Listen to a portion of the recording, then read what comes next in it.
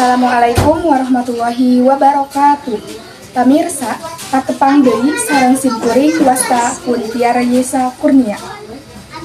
Pamirsa, dina danget ayeuna simkuring baris nyarengan pamirsa sadayana dina acara Kurma Kuliner Majalaya edisi Minggu 16 Februari 2025. Pamirsa sadaya dina warta ayeuna tim warta Bipos TV nyanggakeun warta ngeunaan lokasi kuliner nyaeta kuliner Surabi Gelo anu lokasina aya di Jalan Sangkali caket Panti Asuhan Asalam.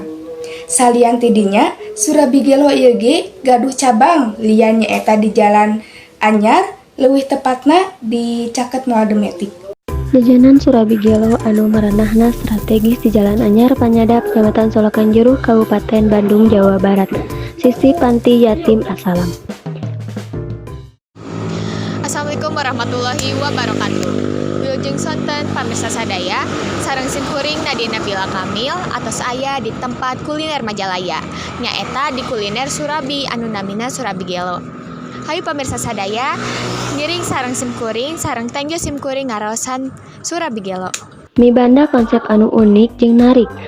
Sumawana nyadiakeun tempat anu sakitu bersihna jeung disampangkeun pamandangan anu ngeunaheun. Sabab pas belah sisi sawah pisan. Suasana oge nyaman tur cocok kanggo nyantai sareng rerencangan. Menuna rupa-rupa pisan kaasup rupa-rupa jinis Surabi, oncom, endog, abon jeung sajabana.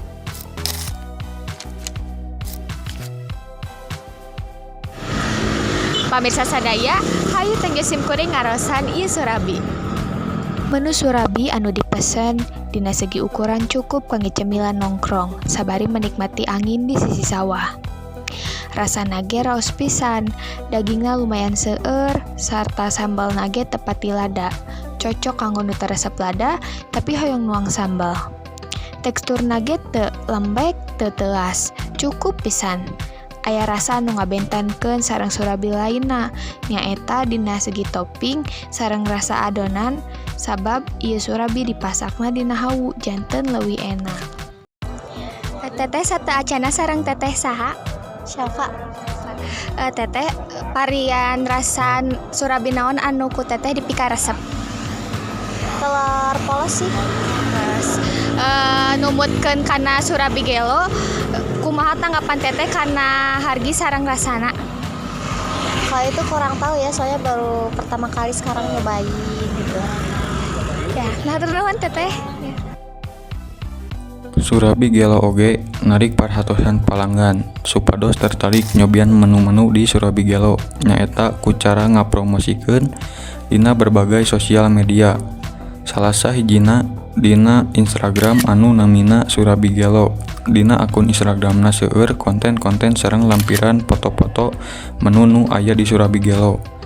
Hal ieu pastina seueur pisan narik pelanggan datang sareng nyobian menu di Surabi Gelo.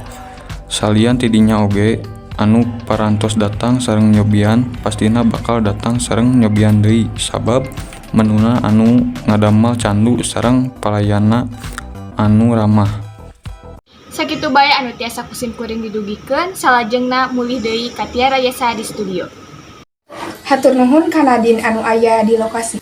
Pamirsa, warta dinten ayeuna dicekapkeun wae sakieu.